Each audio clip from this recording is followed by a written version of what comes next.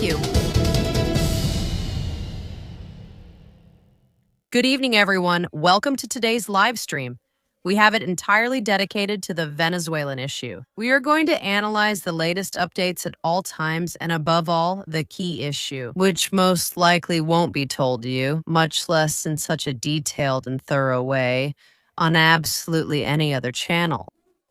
And I say this with all the seriousness in the world. I have been analyzing the issue from different angles. I have been talking to military personnel, especially analyzing everything that just happened in Venezuela. How could the Venezuelan authorities have acted? What exactly happened? Why did it happen exactly like that? I'm very convinced that this live stream is going to sting, and a lot. But we're here, first of all, to speak freely and also objectively. So here's an analysis that, I repeat, you probably won't get directly anywhere else. We'll talk about Venezuela. We'll talk about China. We'll talk about Russia. We'll talk about the United States and about the truth of Venezuelan oil, which isn't exactly what they're mentioning right now, what they're trying to make it seem like in the Western media.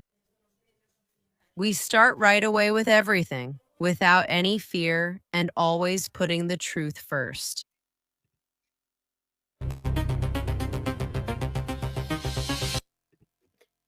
We've already been live in the early hours of the morning for me because I don't usually do live streams that early. Venezuela has been under constant attacks from the United States. We've been watching it together with you, the whole team.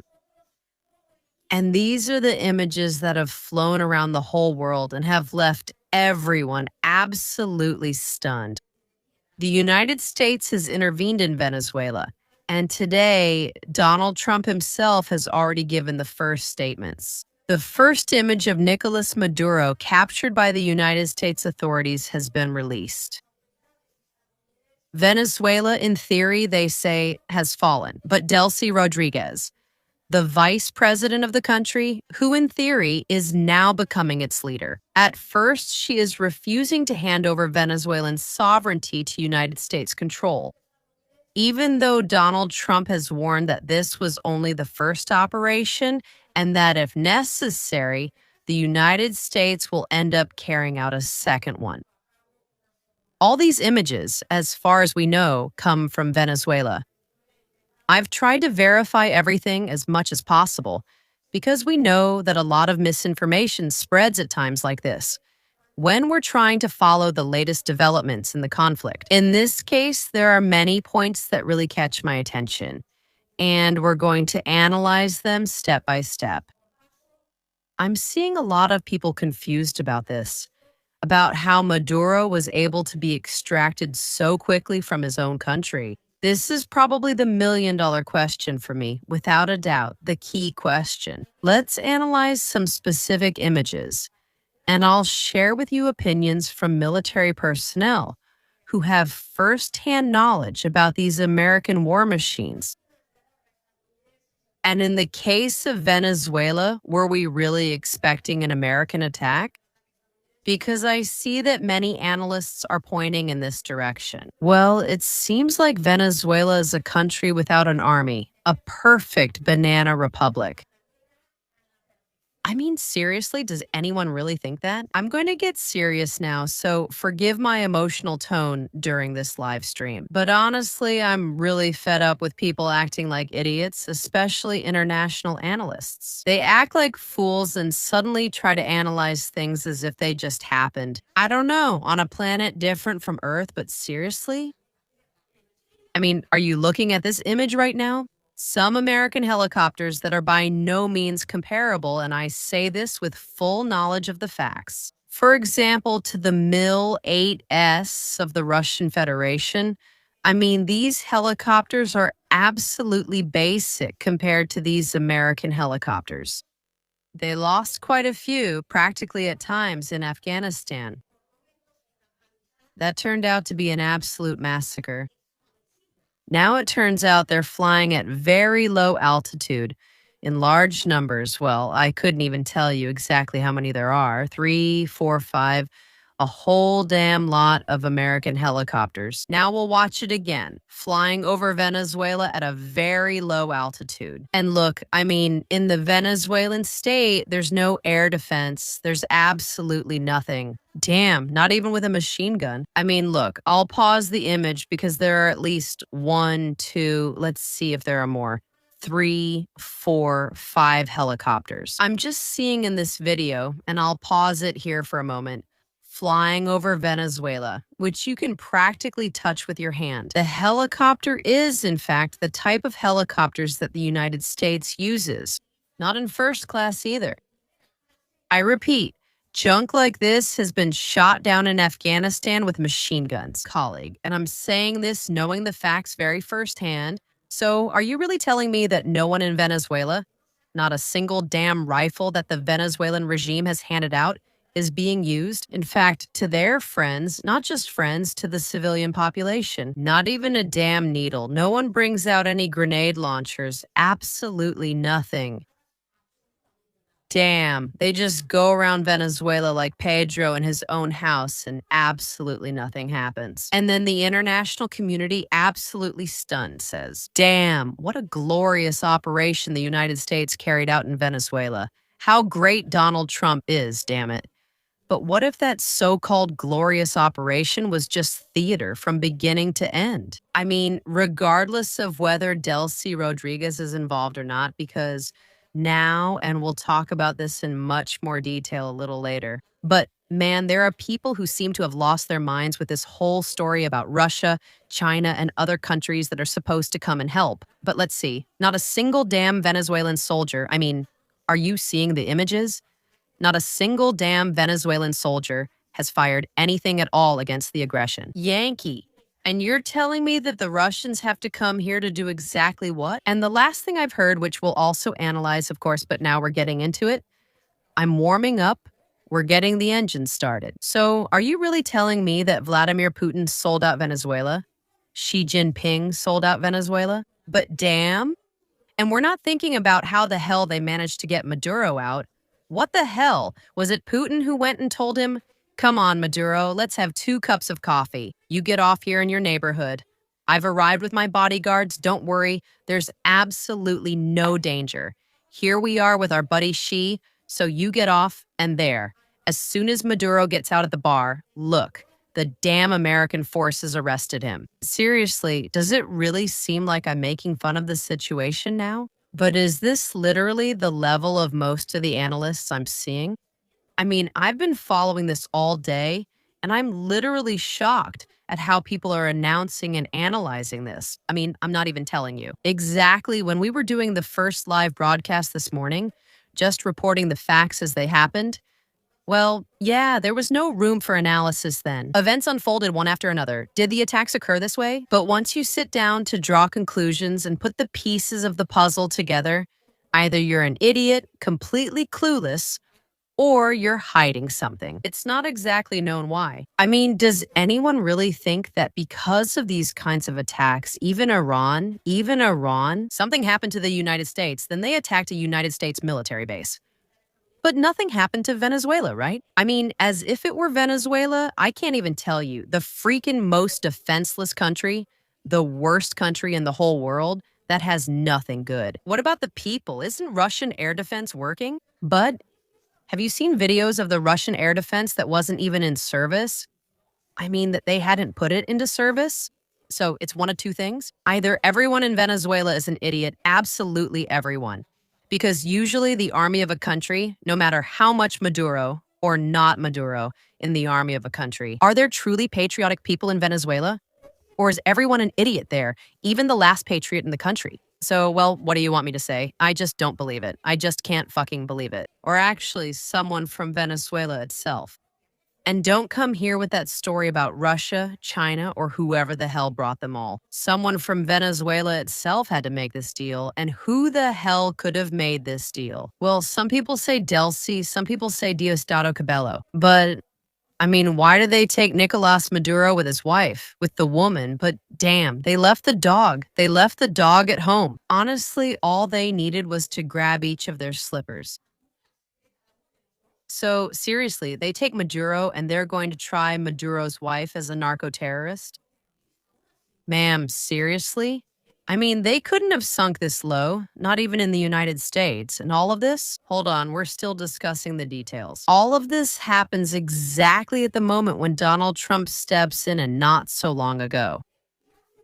The guy comes in, and it turns out he pardons a very dangerous narco terrorist who was the president of Honduras. Yes, just like I'm telling you. It turns out that a United States court sentenced the president of Honduras some time ago, who was actually extradited from the country in a very similar operation. And now Donald Trump has arrived and pardoned him.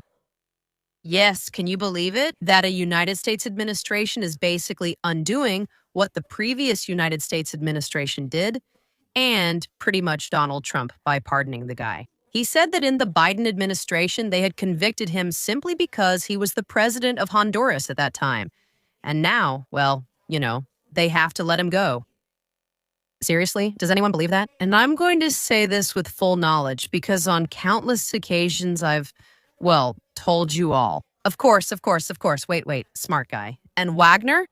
Well, yes. Now we're going to get into the topic of Wagner with the special forces of the Russian Federation, with the special forces of the United States. Being here in Donbass, I don't know about the connection since I haven't asked. And honestly, I'm not even supposed to be here anymore. So what about Wagner, It's like on X. Sorry, I'm just totally unfiltered today.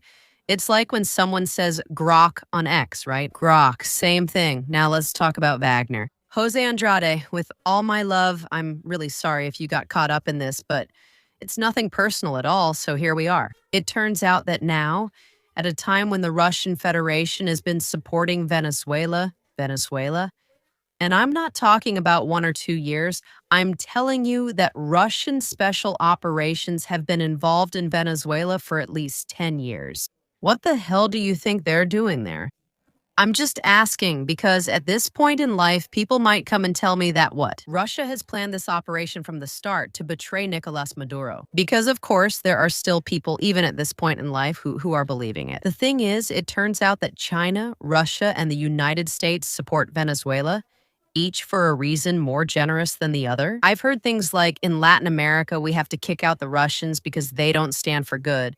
Nobody in the damn world stands for good. The issue is between Russia and China. What they defend is the sovereignty of the people, meaning what they defend is that the crap, like we just saw in Venezuela, doesn't happen. That it's the people who decide for their own countries, period.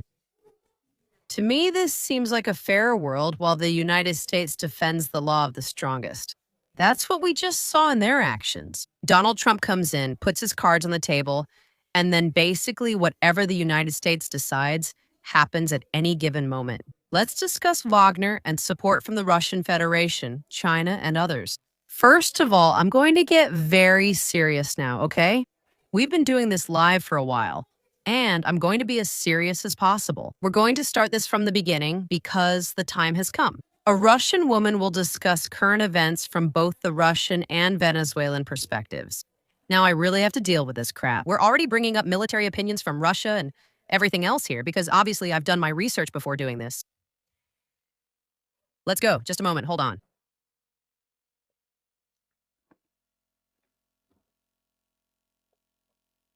The United States bombs Venezuela in just a few hours. They extract Nicolas Maduro from the country. And the vast majority of our local commentators, not all of them, luckily, but a lot of people suddenly look at Russia and China absolutely stunned.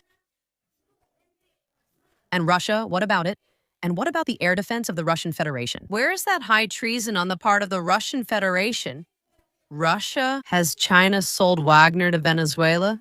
It's not really clear where it is. I'm Liu Savaya, a geopolitical analyst and war correspondent currently in Donbass. I'm now both working and living here. Working since 2022, living since 2025.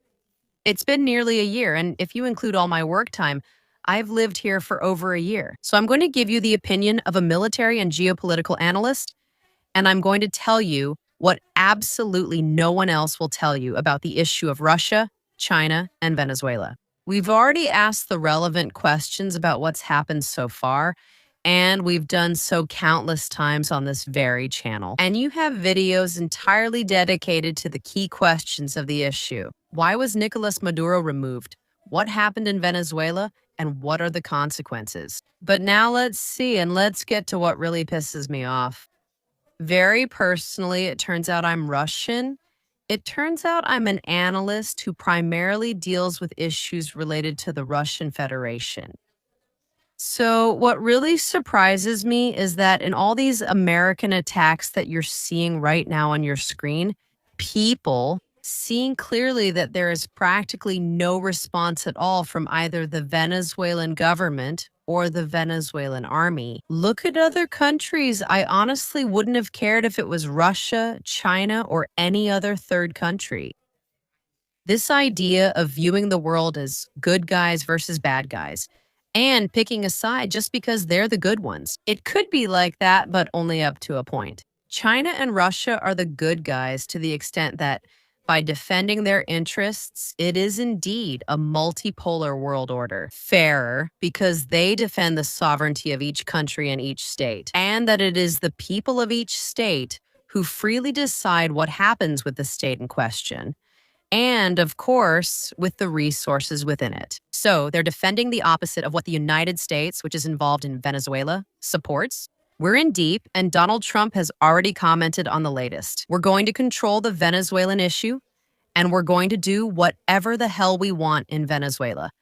And we're going to impose a government that we think is right because we can't allow Nicolas Maduro's cronies to be controlling absolutely anything in Venezuela right now. But let's mention the Russian Federation here, specifically Santo. And, well, since we're mentioning the Russian Federation, the first question I raised is what exactly is Russia supposed to do in support of Venezuela? Russia, China, India, or any other country? Well, mainly Russia and China, since they have the strongest historical ties with the Venezuelan government. What are they supposed to do? Drop a nuclear bomb on Washington and start World War III? They have to give Donald Trump a call, make a fool of themselves internationally, and say, hey, Donald, please stop what you're doing in Venezuela. Does Russia really have to get involved in this matter beyond what they're already involved in? Honestly, I find it unbelievable. What's being said now about the Russian Federation is absolutely unfair because it's very specific. And China has helped a lot. It also turns out that the Russian Federation has recently been sending air defense to Venezuela. And this, I don't know if anyone has heard about this or not, but I'll reveal it now. Air defense, which wasn't even in service in Venezuela. It turns out that those who have been waving the little flag, first saying, let's go with Russia, and then Russia, those damn traitors, Russian air defense is absolute crap and doesn't work at all. Well, they forgot to check what condition it was actually in. And it was almost like there was a Venezuelan soldier eating a donut next to an air defense system. There's still the one that was delivered during Chavez's time, which doesn't seem to be active right now, and the new one that the Russian Federation just delivered, now the S-300s.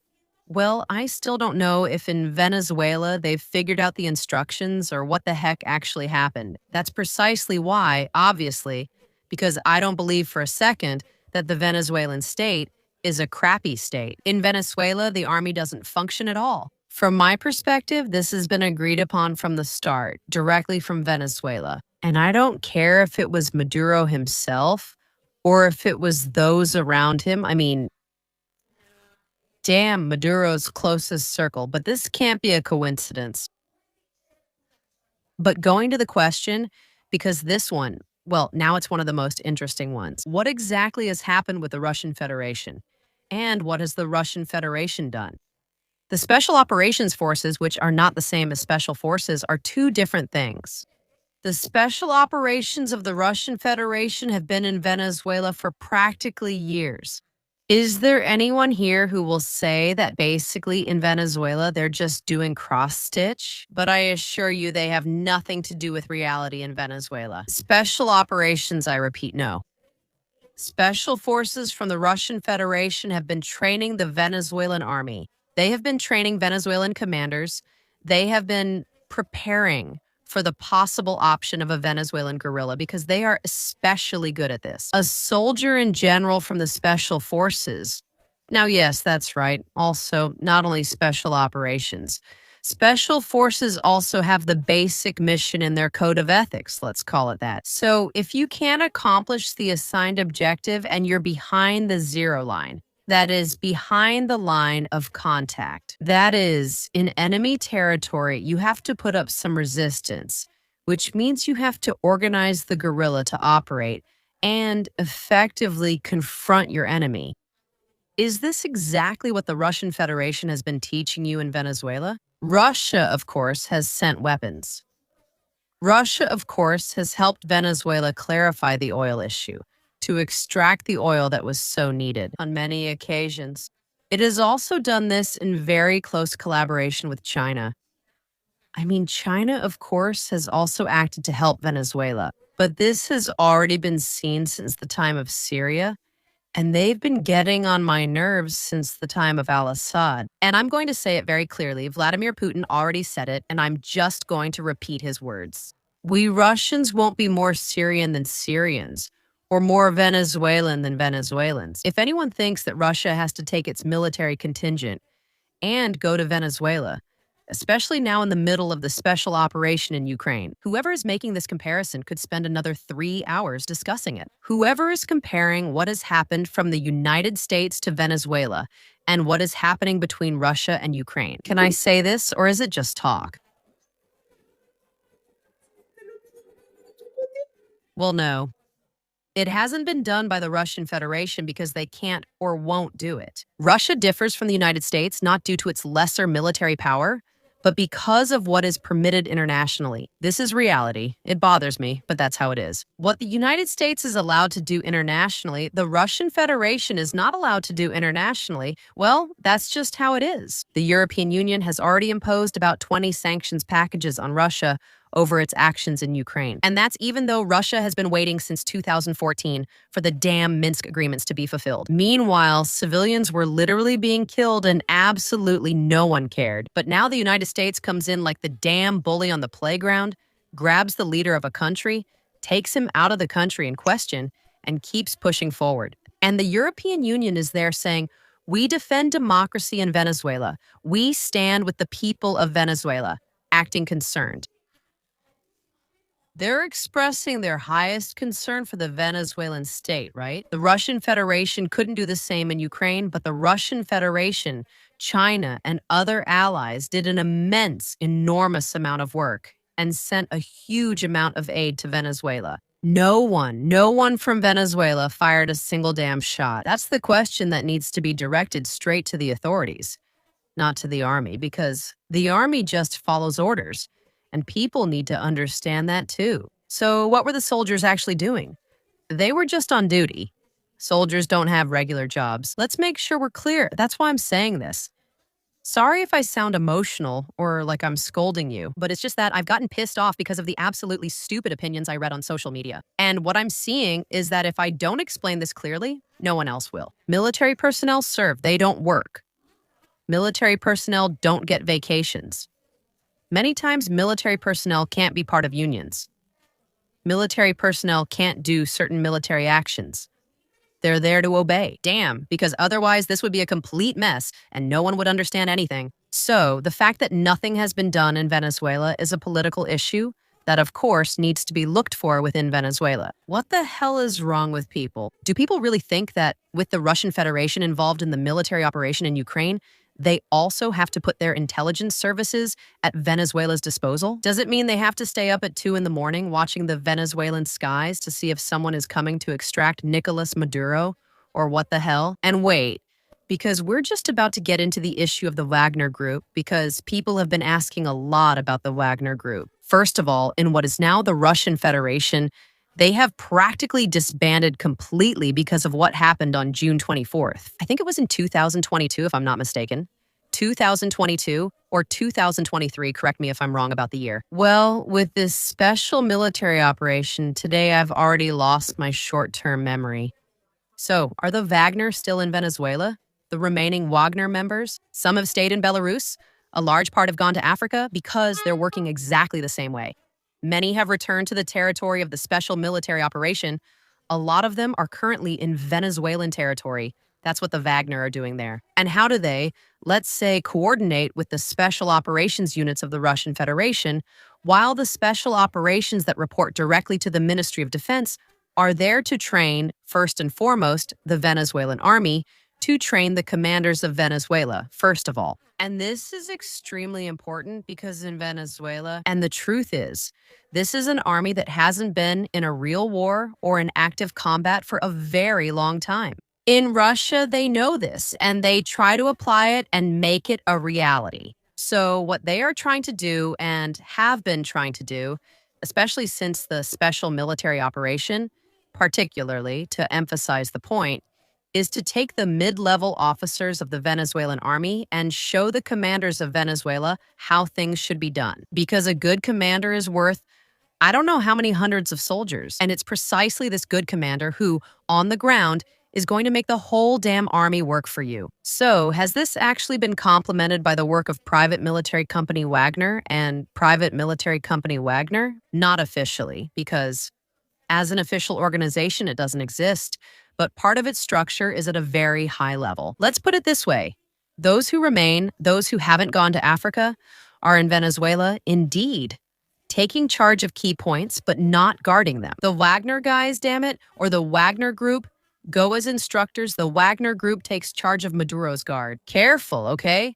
Careful, I'm giving you the facts. The Wagner group teaches them how to work, can they? I'm not sure how much this has happened in Venezuela, but I assume it has. They take the presidential guard and teach them how they have to protect this absolutely key objective, the most important one in a country, which is Nicolas Maduro. The Wagner group effectively teaches these specific units within Venezuela how to protect key objectives.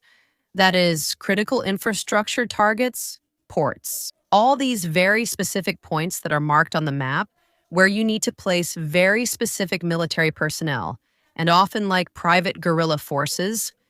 I think you understand me.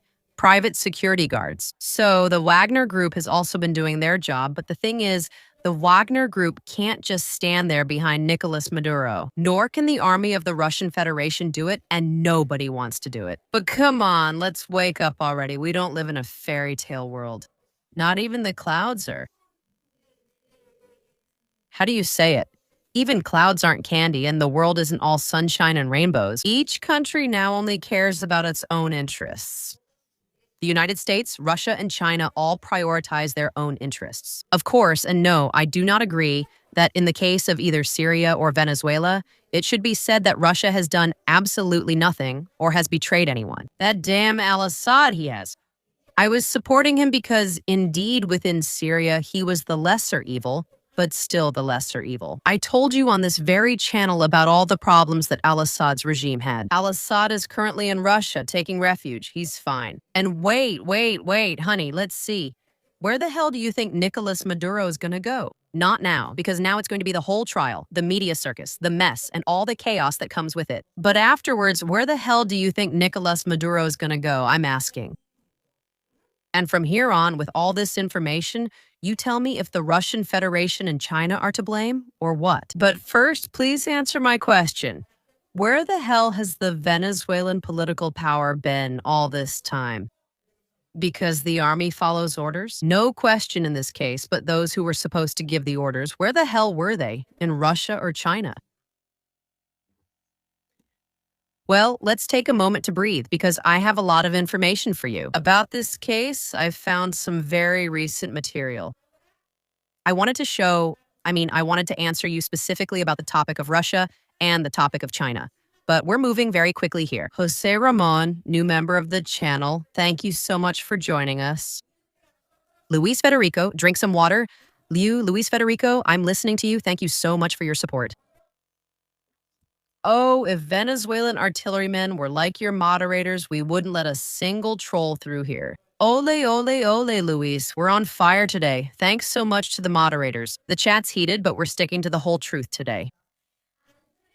Alfredo Marcos Madrid, ole for that excellent Madrid. Liu, the only analyst I've heard who's telling the truth. Thank you so much for my part. I try with all my strength.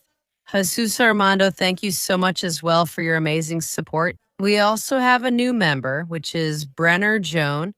Let's just leave it at Brenner Joan, please, because I can't even see where life is coming at me from anymore. Let's read this now, a little later. All the other comments and super chats. A kiss to everyone who is supporting the channel. Thank you so much. I haven't slept practically, especially with the little one, but watch out. We continue with the question of why what happened. Which Venezuela are we talking about? And under what conditions did it happen? Trump chose a convenient moment to attack and invade Venezuela. Now, Congress is on vacation and will resume its work between January 5th and 7th. Trump will try to do everything possible to complete the deployment of ground troops before Congress goes back to work. In principle, he has said that nothing else will be needed. But Delcy Rodriguez seems to be acting foolish when it comes to the United States. I mean, she's not giving in, which could also be part of a plan. Watch out, because how the hell? Do you think the Venezuelan regime could still be supported by its own people? I mean, at what point? Do we really think the United States just comes in and puts whoever they want in charge? Or would it be better to look for some allies, even if the United States says they do exactly what they're told? And there, the American population is convinced of one thing, while Delcy Rodriguez convinces her people of the complete opposite. Here, the issue continues to divide people on both sides. Venezuela's oil already belonged to the United States. That's the key point. But everything in due time. The relations between the President of Congress, The relations between the President and Congress are regulated by the War Powers Act. Congress declares war and funds it. The President leads the troops. After Korea and Vietnam, Congress passed the War Powers Resolution of 1973. It requires that Congress be notified within 48 hours after troops enter combat without Congress's approval. Troops must not fight for more than 60 days plus up to 30 days they have for withdrawal. That is, Donald Trump has chosen an absolutely key point, so he doesn't have to ask Congress for permission. And indeed, it has been an operation that has been carried out. And this really, I say it again very clearly, and it's not just me saying it. Many of the military personnel I'm talking to say it, and they really know what they're talking about. This operation, this was done with a damn hand. They've pulled out their dick, I'm telling you straight up, and they've put it right next to your mouth. To Venezuela and to a large part of the international community, they've done this to carry out a purely media-driven operation. If they do it, for example, if Russia were to do this in Ukraine, they would lose all the helicopters flying over the territory in this way. That, of course, has nothing to do with Venezuela lacking a good army. No, I mean, the Venezuelan army hasn't been shooting for a reason. I don't know exactly who the hell has sold out the Venezuelan country, but it had to be someone. What? Did you think it was for nothing that the United States was openly offering that reward? For Nicolas Maduro's head directly? I mean, this. Either in the United States, they don't know military logic, not even the slightest bit, or in the United States, they knew very well that absolutely no one was going to put up any resistance. For a reason. Donald Trump has been speaking precisely in terms of not having lost a single soldier. No equipment was damaged. Damn. It's just absolutely impossible to carry out such a perfect operation. And those who believe it now, this Hollywood film claims the United States won World War II. Have you really watched too many movies? And I don't know why on earth you decide to believe it, but this isn't carried out by any country with even a minimally trained military command. The United States has a very good army. Of course, but not enough to commit suicide like this unless it was already agreed upon.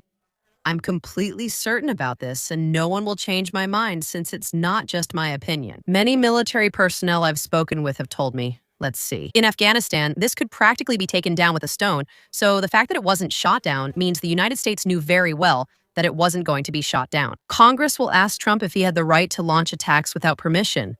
Lawmakers were notified. That is Donald Trump. In other words, without going into more detail, because I think we've already revealed the key point. Congress, in case Donald Trump got involved in Venezuela. It's still unclear how much he'll need to return for the second part of the operation, whether Delcy Rodriguez keeps insisting on her position, or if she finally gives in. But whatever happens, Congress will necessarily have to ask Trump a lot of questions. And pay attention here to the Democrats, because do the Democrats really hate the Republicans that much? And are they really so unpatriotic toward each other and with the entire country in between that they're capable of selling out the United States to the highest bidder and even bringing back damn Chavismo in Venezuela? Damn for them, and please understand my expression, they're capable of taking the devil himself, Maduro, and putting him exactly where he belongs, just to mess with Donald Trump as much as possible. So, of course, the Democrats are still going to cause a lot of trouble. The second phase of the operation against Venezuela, if necessary, could begin once the country's military is fully prepared.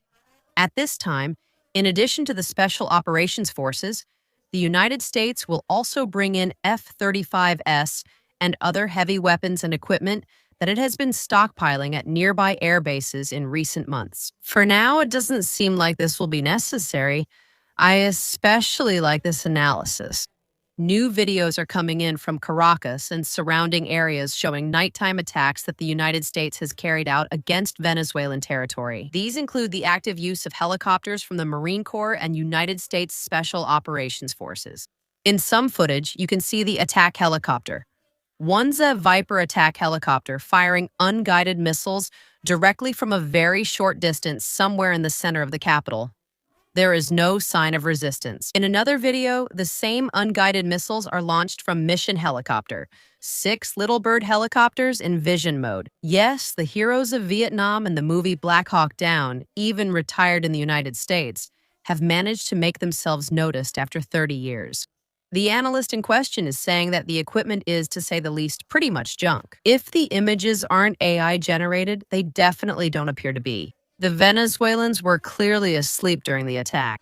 The Americans are clearly acting relaxed and shooting down low-flying helicopters directly over the capital. It can even be done with a machine gun, not to mention the manpads. To a large extent, this is a result of the obvious situation of United States superiority in technical means. But it could also be a direct consequence of an agreement between the parties. And here, of course, one would have to ask, what happens if the United States continues to have to attack Venezuela? And how would the army react? But what is very clear is that the attack in question on Venezuela could hardly have caught it off guard. What has happened here is that the parties have clearly reached an agreement. Interestingly here, Maduro had at least a year and, according to some indications, even more time to prepare to repel a possible attack. Supplying the country with air defense and electronic warfare systems, strengthening the protection of key targets, as well as establishing a minimally sustainable deterrence setup. At the very least, put into service the damn Russian air defense they sent him. Hello, how are you? Were there partners for that? China and Russia have long supported Venezuela, and with political will, especially Maduro's. They could have helped both with supplies and with advice, and in fact, they have been doing so for the most part. But they could have been more involved, even if Maduro had asked them. And here I have to mention the military agreement between Russia and Venezuela, which some people said Russia has betrayed Venezuela because Russia was directly obligated to enter into combat, right? Under the agreement between Russia and Venezuela, Russia was not required to engage in combat. For example, as stated in the agreement signed between Russia and North Korea, Russia strictly keeps its word in the event that it needs to enter into combat. If a relevant agreement had been signed, would it have actually entered into combat? That's clear. But the reason is still not entirely clear. Judging by the current situation, Maduro did not take advantage of the opportunity, or he did so in a fragmented and delayed manner. The reason is still not clear. It could be an overestimation of his own resilience, internal administrative inertia, fear of provoking an escalation in advance, or a previously organized plan agreed upon with the United States. A more banal factor cannot be ruled out: the breakdown of the elites, the lack of a unified motivation to defend the regime. Until the end, I repeat to you, could it also be directly a pact? The current situation regarding the attacks on Caracas is still not entirely clear because there are still too many unknowns about how this will affect things. For those who are currently left in the Venezuelan regime, especially what will happen with Delcy Rodriguez, who now seems to be demanding the return of Nicolas Maduro and is saying that he is the legitimate leader of Venezuela. Right now, another moment to read your comments. And we'll continue with the analysis because I've really prepared the most interesting things for you. I don't think this has been mentioned anywhere at all. We're back with Jesus Armando to thank him for his amazing support. And we're back with Brenner Joan. And there he is, part of our members community. Thank you so much, Alfredo Marcos Madrid. Thank you also for your contribution, Jesus Armando, here again. Today, I think the Argentine gang is going to go wild. Lou Savaya asks you to calm down and see Ruby Luis, the channel's most active moderator. Thank you. I'm going to take a moment to breathe, but now we're going to come back calmly. Well, actually, we're going to come back with all the excitement because we're here to give it absolutely everything. Thank you, Luis. Luis Dario Rodriguez Salas, I hope I read it correctly. A big kiss from here, and huge thanks for your support. Is United States Agency for International Development kidnapping Maduro? And Russia couldn't take Gostomel. Man, the Blue Observer, the one I was missing for the duo, that Russia couldn't take Gostomel. What the hell is this? Let's take a look at the special operation carried out by Russia. The landing in Gostomel in particular was an absolutely glorious military operation. It was done flawlessly. Not a single objective was lost. In other words, not a single soldier was lost when reaching the objective, nor during the landing itself. What later caused problems was the logistics.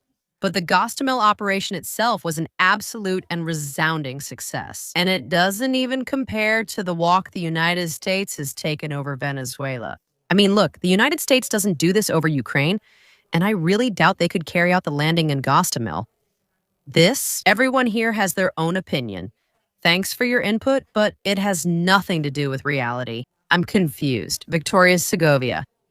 I hope I answered your question, whatever it was. Thanks so much for your support. Alonso Martin Portela, thank you so much for becoming a member of the community. El Observador Azul, the Russian fisherman polished the Delta's boots. Yeah, well, whatever you say, cutie you. Keep donating to the channel because, after all, I don't know if you're aware that you're helping us with our reporting work, but I really think you've got the wrong channel. I love your passion for the truth. Thank you so much for being here, Ari Martel Jacquet, and endless thanks for your support. Diego D4G4V, thanks for joining the channel. Emma, let's see. Emmanuel Cordoba, I love you, Lou. Greetings from Mexico City. You are a very good analyst. Thank you so much, Emmanuel, and thank you so much for your wonderful message and your amazing support. Ha! I think. And China loses and does nothing. And what about the interests of China and Russia? What are they going to do? I don't really understand the question very well, but I think I've already answered it thoroughly about what they do or don't do, and also about the interests that Russia and China have. In fact, here in particular, I'm going to leave this message because there are, of course, very clear theories that have to do with Russia and China at this very moment. Well, just a few months ago, they could have actually made a deal with the United States to divide up the world. In terms of the United States keeping Venezuela, China keeping Taiwan, and Russia keeping Ukraine. To me, this doesn't seem to be very true. Let's see how events unfold, but I really think it's very difficult for that to happen. China shouldn't act rashly toward Taiwan, but it appears it might. Events, that's how it seems.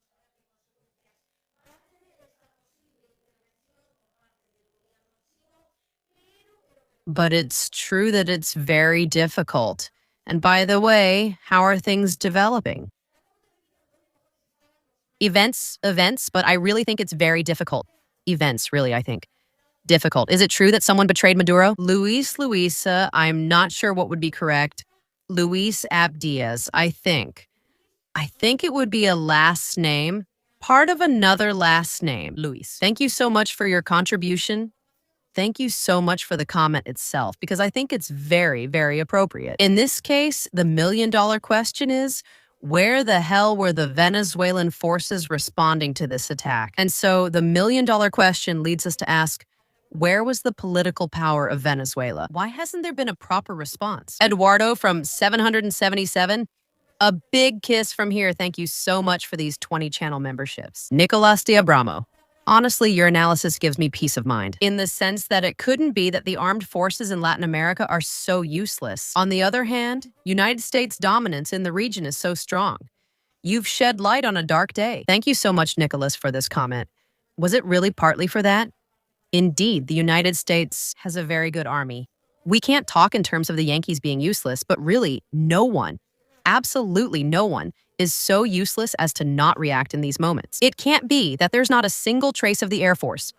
Someone must have expected this attack because the United States literally was piling up at Venezuela's doorstep. It's absolutely impossible for an army, any army, to fall asleep at such a crucial moment. So, on one hand, I thank you for your valuable contribution.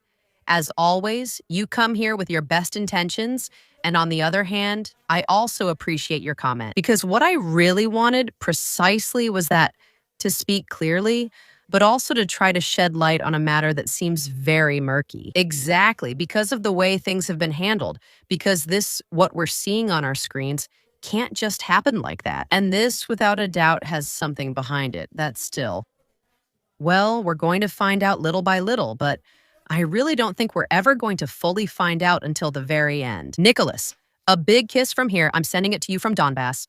Juan Jobs A. Art, what do you think about a transitional government and elections? We give you Maduro and you leave us alone. That might work, but based on what the United States is saying, which is the second part of the live stream, we're still here to talk about quite a few things. It doesn't seem like from the United States they want that. What they want is total power. It doesn't seem like Venezuela wants to accept it either. So it doesn't seem like this issue is coming together. As a theory, it seems fine, and it actually seems pretty logical. But what I'm not seeing is that this theory can really fit anywhere. It falls apart everywhere. Juan Jobs AR, thank you very much. Well, could it be Juan Jobs Argentina, right? Thank you so much for your amazing contribution. Santos and Ruiz. The real global warming continues. Mexico. Well, Donald Trump, in theory, thank you very much for your question, and thank you very much for your support of the channel. In theory, Donald Trump has done. In fact, as a note, Ozzy Chiliano from the Automatic, the exploration of the century, and or Zakari. Whether from Egypt to let's see subtitle.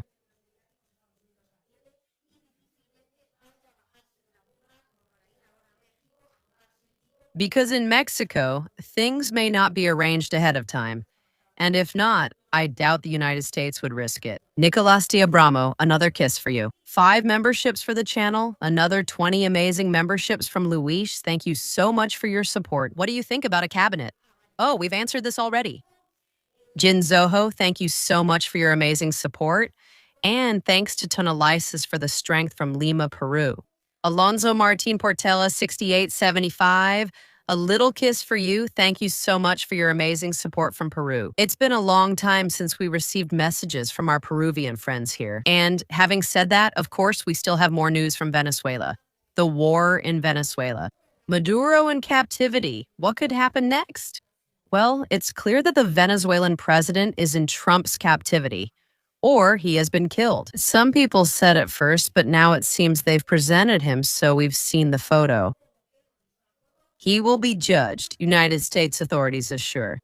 After kidnapping Maduro, United States forces have temporarily suspended military actions. And they are waiting. They are waiting exactly for what is very clear, which will probably be the development of the situation. And next, the situation could develop in several directions. The Americans are demanding Maduro's official resignation from power, which under the current circumstances is not legitimate, since it was announced under pressure. The important thing, however, is how his supporters will act.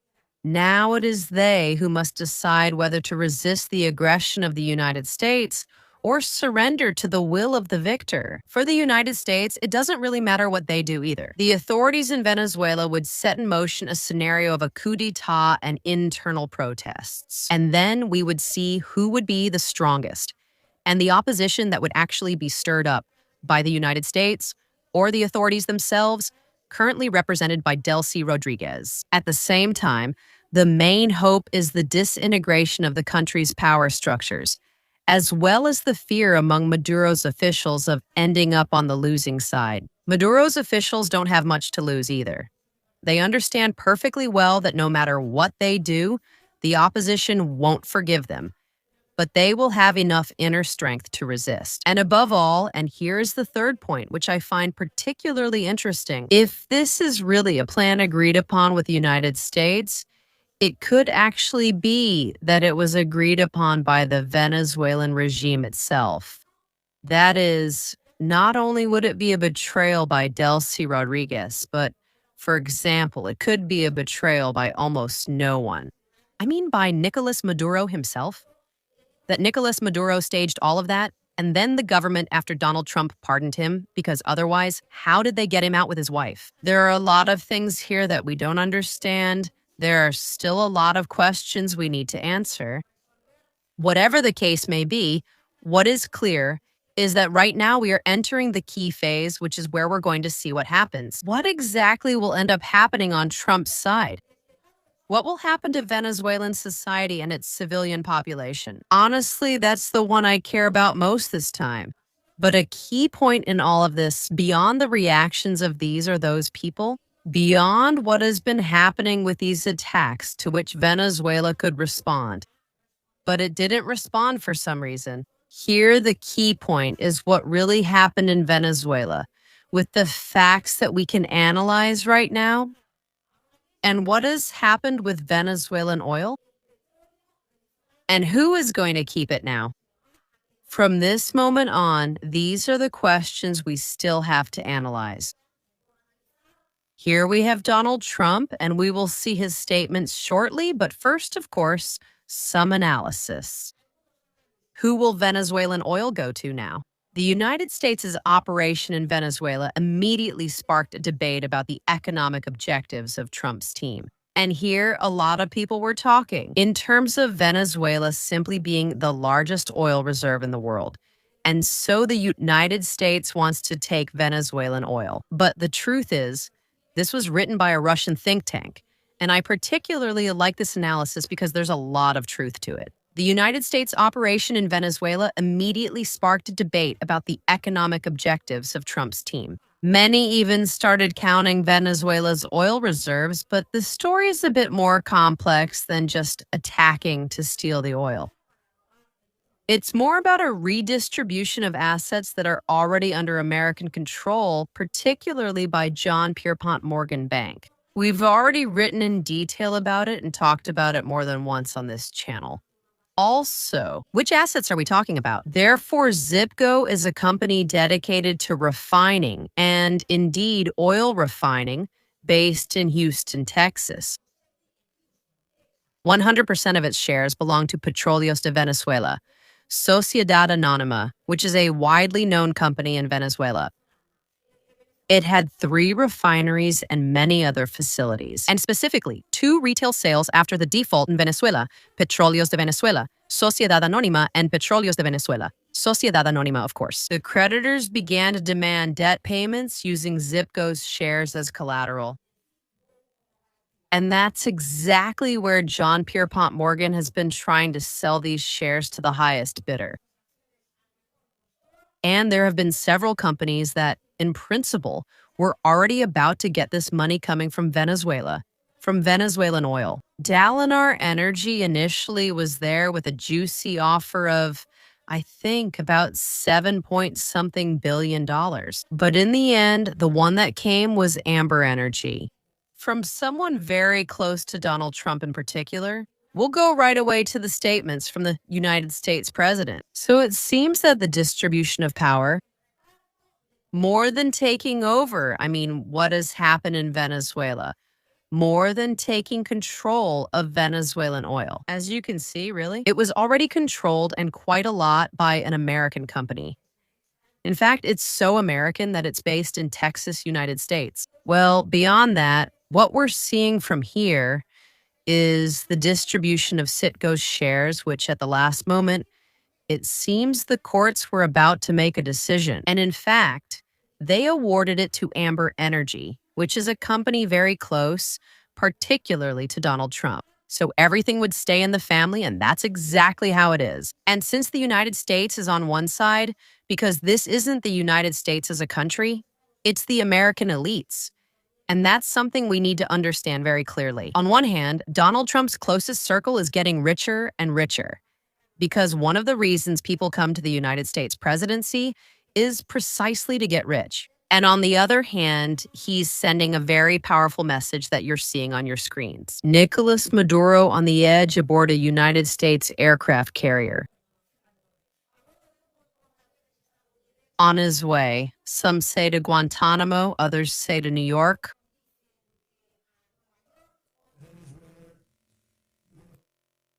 Very interesting statements from Trump right now. Others say to New York through Guantanamo. Let's listen to Donald Trump, and from there, we'll analyze exactly what they plan to do and what has happened to the opposition leader, who, it turns out, has been absolutely betrayed by the United States.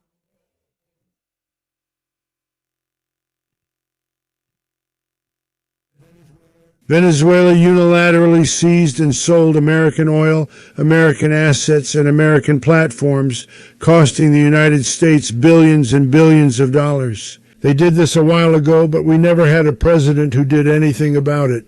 They took all of our property. It was our property. We built it. We built Venezuela. Oil industry with American talent, drive, and skill.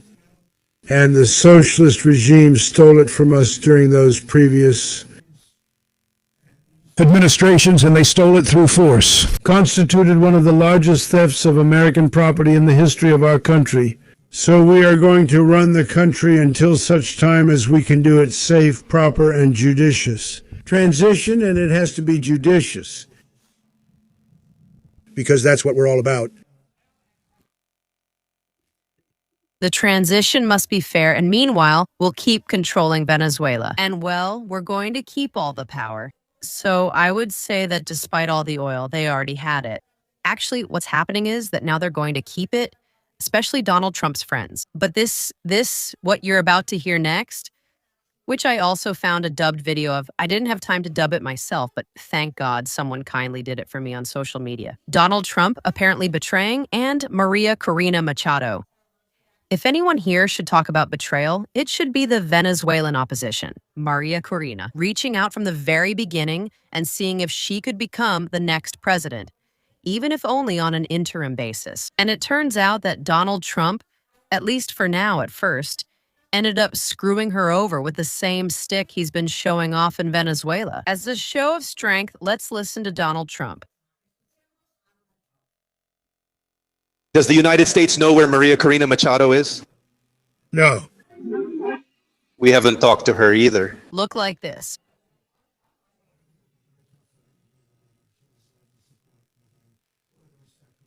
Yes, no. But she is a very nice woman, but she doesn't have respect or support within the country. She is a very nice woman. Maria Corina Machado, a good neighbor, a good lady, an absolutely wonderful housewife. We have given her the Nobel Peace Prize, but, well, there have been doubts about whether Donald Trump could really propose Maria Corina Machado as the person who would take over Venezuela as its next president. Well, for now, let's just say she's a very nice lady and knows how to make the tastiest pastries in the world. And they turn out even better for her. Even better than the unbeatable victory, but we'll leave it at that. Thank you, Maria Corina, for your contribution. Thank you for selling out your own country. Because beyond that, it doesn't seem like you're going to get anywhere at all. Some people still claim it wasn't just for show, saying Venezuela has fallen to the United States and is now run by them. Well, these planes, these helicopters, flying at such an extremely low altitude, you tell me exactly what this is. What kind of show is this? Because what I'm clearly seeing is more of a media operation than anything else. A military operation can't be carried out under these conditions. In the United States, they know it better than anyone. Donald Trump. The latest statements he has made are the following. Machado, we've already seen it. According to the United States, she can't lead Venezuela for now. The vice president of Venezuela, Delcy Rodriguez, promised that she is willing to do everything the United States says, since she agrees to work with Washington to make Venezuela great again. We are expecting a restructuring of Venezuela, and we are going to take a lot of money from underground, which is basically what she came for. I'm not excited about Putin. We never talked to Putin about Maduro. I'm not afraid of Putin. I don't expect any problems between Russia and the United States over the operation in Venezuela. I'm not satisfied with the course of the contacts with Putin about Ukraine. The United States isn't losing money in the Ukrainian conflict, and now they're probably making money from it. Maduro could have been killed in case of resistance during the capture. I approve the presidents of Chile, Argentina, and Honduras. Approved, but be careful, watch out. The president of Colombia would do well to watch his own back. Cuba is a country that is suffering, and we want to help its people. I think Cuba will be a topic in our negotiations. And over there, thank you. Some say that the United States is actually already targeting Cuba with this, and some have also seen Donald Trump's latest statements. As for Mexico, it's also targeting Mexico, so we'll see how this is resolved in the end, because I really think in Mexico, they would put up a much stronger resistance. That's precisely something that, at the moment, the United States couldn't handle, nor could they withstand or face so much pressure. Because even though some people in the chat are saying that the United States Army is the biggest in the world, I assure you, if they faced real resistance, they would get bogged down in Venezuela for many, many weeks. The United States committed aggression against Venezuela under false pretenses. This is already being said by Vice President Delcy Rodriguez.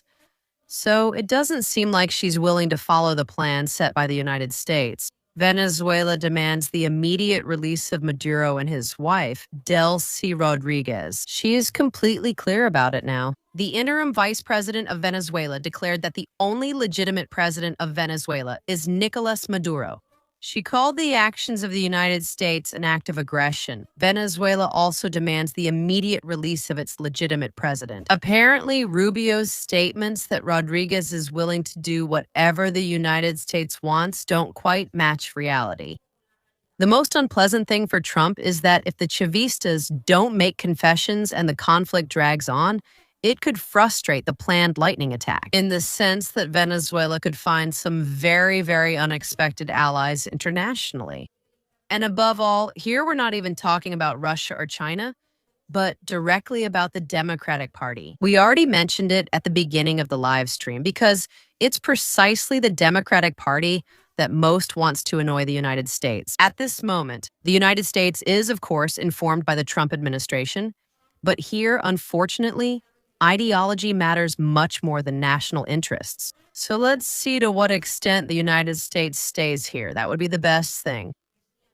And try to negotiate it however possible, if it hasn't already been negotiated in advance, which is exactly what I think has been happening if it wasn't already negotiated in advance with the previous administration. In this case, I think that Maduro definitely has a lot to say, and I believe that these images of Maduro being detained don't really speak so much about the fall of Venezuela to American power, but rather about the agreement and, therefore, the complete theater that Nicolas Maduro's own regime has carried out, whether betrayed by his own people or deciding to flee the scene of the events, taking his wife, reaching an agreement with the United States, and living out the rest of his life in peace. From here on, this is the key.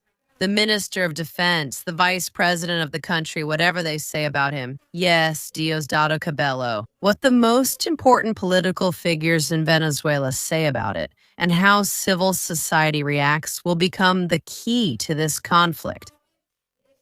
But let no one be mistaken.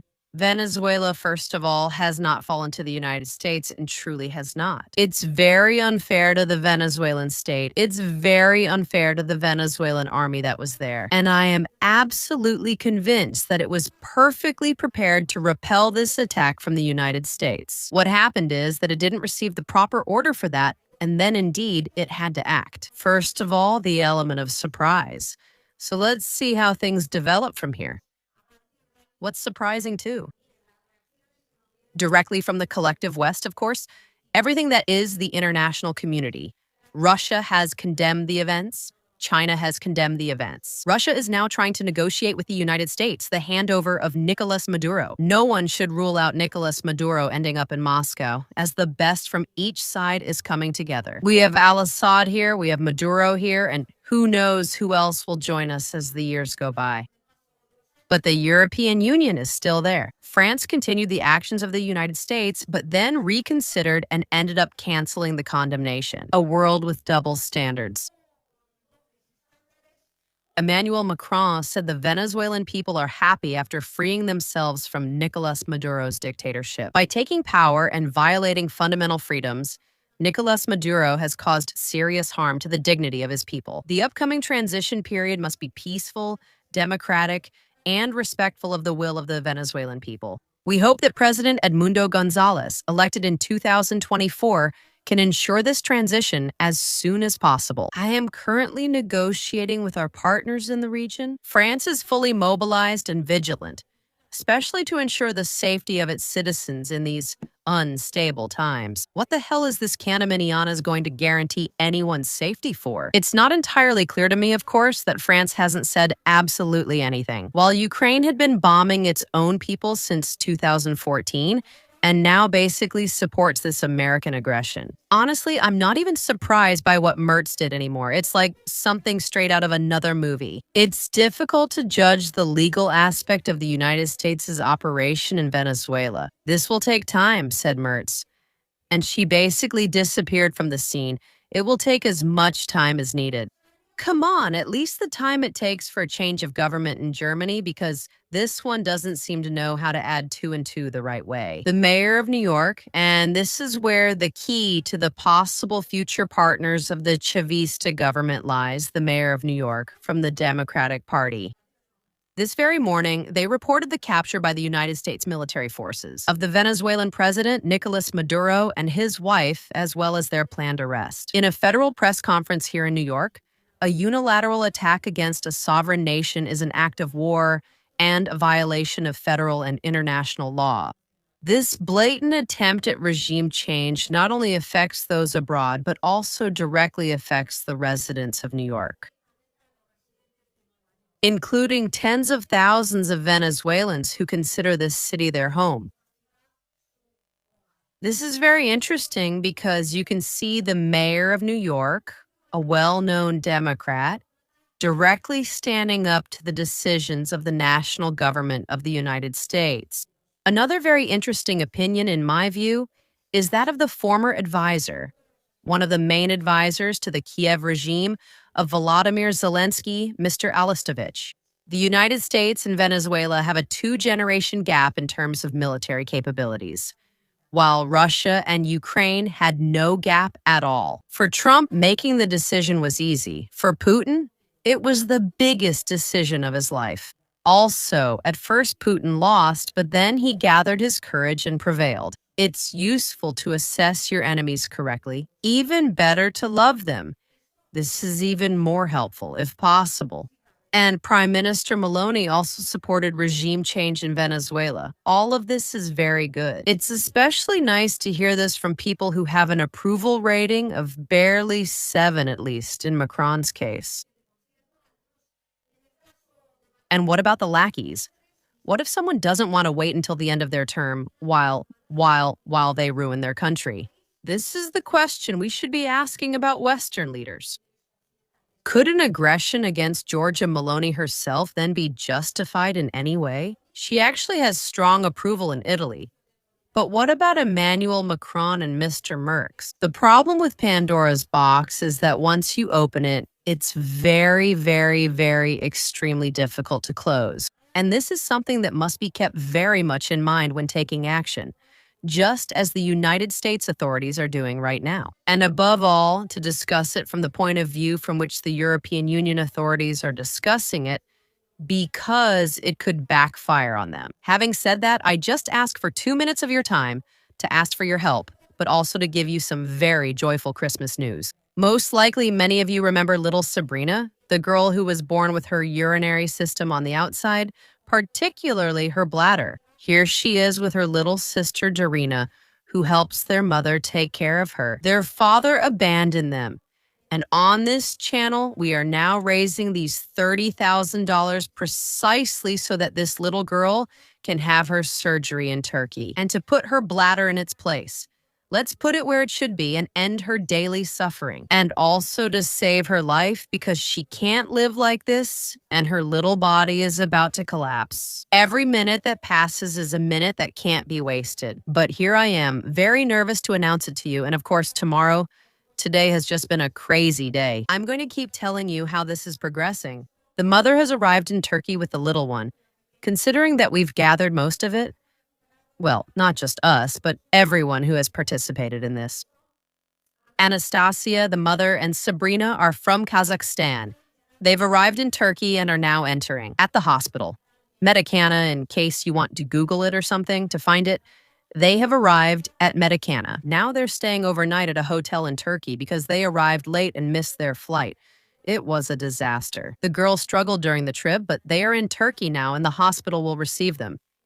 We just need one last push. We're less than $10,000 short. So please, I will leave in a pinned comment on this live stream all the ways we have to help. They are going to operate on them soon, but they will do it on credit, and it's money that we still need to raise. The good news is they won't have to wait much longer since the preoperative process will start in a few days. It's serious, but the good thing is they're already in Turkey and it's finally happening. And I thank you for this infinitely because it has undoubtedly been thanks to your support. First of all, and truly, thank you so much. I hope we can still give it that little push we need. A tremendous amount of contributions have come in, and tomorrow I'm going to upload everything. Since I've already transferred most of it to the foundation's account, because they've already used it to pay the first part of everything that needs to be paid for this little one.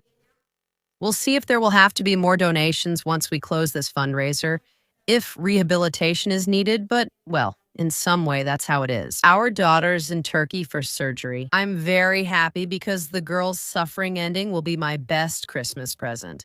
That being said, let me read your messages for a moment. Here we have Jordi Valero, Amador, Liu. I love it when you express yourself openly. Thank you so much for this message. I hope I'm not too late reading it. Luis Federico. The selective use of international law in the long run increasingly calls into question the rules-based world. In the end, this catalyzes a multipolar world. Yes, absolutely. I really love your contributions. Always. Thank you so much for them and for your support, of course. Right now, it seems like Russia and China have just lost, but actually nothing could be further from the truth, if you'll pardon the redundancy. And that's because the actions of the United States are based on the law of the strongest and brute force. In fact, they end up further establishing the foundations of this new multipolar order that is being so actively defended by China and Russia. Oh, I didn't realize. In Spain still. No, God, I'm losing it. We're celebrating tomorrow, but it's my birthday. It's just that I've been live and I just realized that it's already, well, it must be, since the clock here is on the laptop.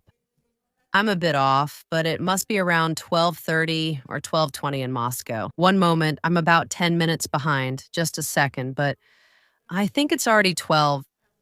Yes, it's definitely 12:20 in Moscow. Exactly, so it's 12:20 in Donbass. I have the time on my laptop.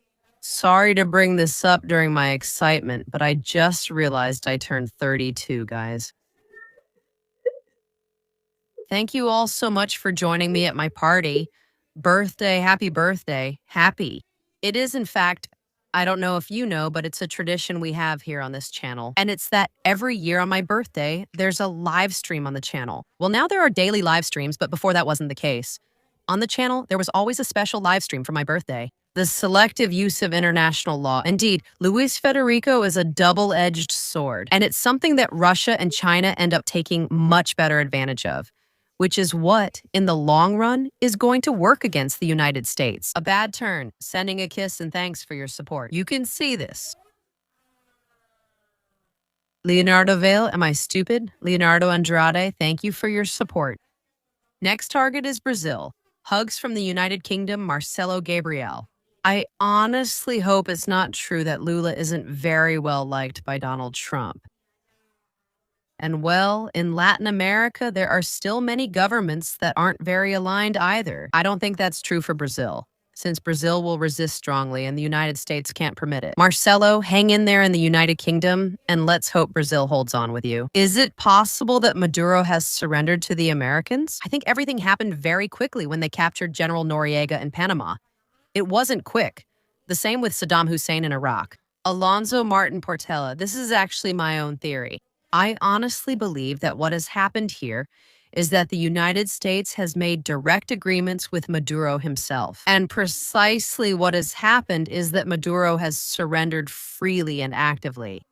I'm unsure about the exact conditions. Little by little, we'll break it down and reach our own conclusions, since no one will tell us the truth, so we'll have to analyze it ourselves. Thank you for your interesting question. I completely agree. Hello, I'm from Panama, Konoe Masu. Carlos Leonardovich greets us from Panama. I survived Bush's intervention in 1989, so it's a good thing you didn't move to Venezuela to live there afterwards. Similar events have happened. Thanks, and congrats on making it through. That must have been so hard. Thank you for being here. Part of this information war and core of the moderators community. Sending a little kiss from here. Hi, this is Dan Bassa, Fernando Medina Colleen. Thanks for joining the members community. Sending a little kiss. Eduardo D777. Thank you for gifting these amazing 20 memberships. Thank you, Ruby Louise. And thank you for your excellent work and all your passion. Always seek the truth. Keep going and ignore those who just come to annoy. Thank you, my beautiful Liu. Always beautiful. And to you too, Babosh Liu. CJ Tokis, thank you so much for your support. I see that Z. And honestly, the message itself makes me really happy, especially on my birthday because I've already read it on my birthday. So endless thanks for your support. The socialist Gabriel Trump acts as if Venezuela were just another state within the United States, at the very least, as if there were a star for it on their flag. Now he calls himself the executive power. Yes, exactly. This is what has happened. It's very serious on an international level, but it's unlikely that anything can be done about it, because this is where we get to the point of what will Russia do and what will China do? Well, damn, Russia and China are, first of all, focused on their own affairs, and secondly, they also have to take action, at least trying to uphold the rules of what is still the established international order. Otherwise, we'll face World War III and everyone will be on their own. And tomorrow there's no breakfast to have, and I don't have a birthday cake. So, well, indeed, now we're facing this show of force from the United States. Be careful, okay? When someone shows off a lot, they're often pretending to be more than they are. Let's wait to see the facts and how Venezuela responds. Jose Pepe, which is kind of like two synonyms at the same time. Thank you so much for becoming a member of the community, Liu. You are amazing, but it's sad that this regime is being defended. They shot at students when there were protests and they lost the elections. I don't know to what extent they actually ended up losing the elections or not, because the truth is that elections lately are absolutely worthless. Almost nowhere in the European Union. Well, did you see what the hell happened with them in Moldova? And what I know is that in Venezuela, well, there's a people, and those people, I think, don't need help from anyone. When it comes to choosing the government that's in charge of things, and many times when governments become authoritarian governments, it's because otherwise there's no way to face that external hand that suffocates, mainly economically, countries like Iran and Venezuela. So right. For me, the Maduro regime has a lot of issues, and I'm not a staunch defender of Maduro's regime. I defend the Venezuelan nation itself. Who the hell are we to come and tell Venezuela that Maduro is not their president? There will still be people who voted for him. There is opposition, yes, but in Spain, things are very divided during elections. And if we start talking about Spain in terms of the elections being fraudulent, well, really, the difference is often just a few votes. And it practically ends up exploding.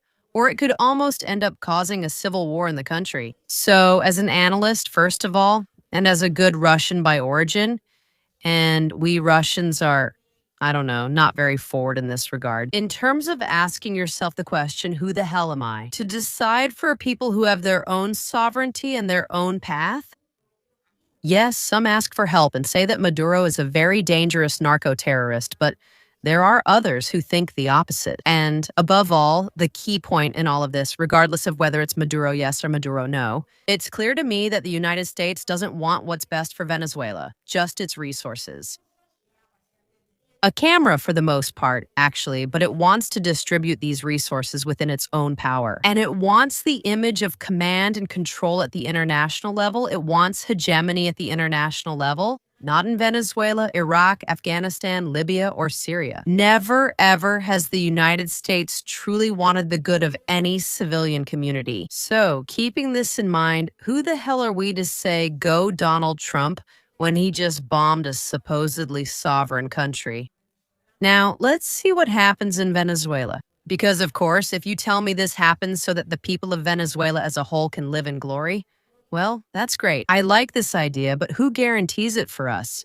Can it really be promised in any way? Because I certainly doubt it, and a lot, and this is the point I'm making from here.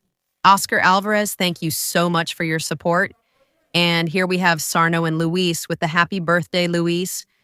And well, thank you so much, Luis. It has been, I imagine the chat has also been there. Yes, I'm seeing happy birthday messages here. It's about Enya's works in Russian. Endless. Thank you all for your congratulations. I hadn't realized before that we're already celebrating my birthday. You were the first to congratulate me, and it makes me really happy that we did it this way. If you want to give me a gift, please, I'm going to leave it in the comments of the live stream in a pinned comment. As soon as I leave here, I'll post about the donations for the girl, and hopefully with this last push, we'll manage to raise the full amount for her surgery.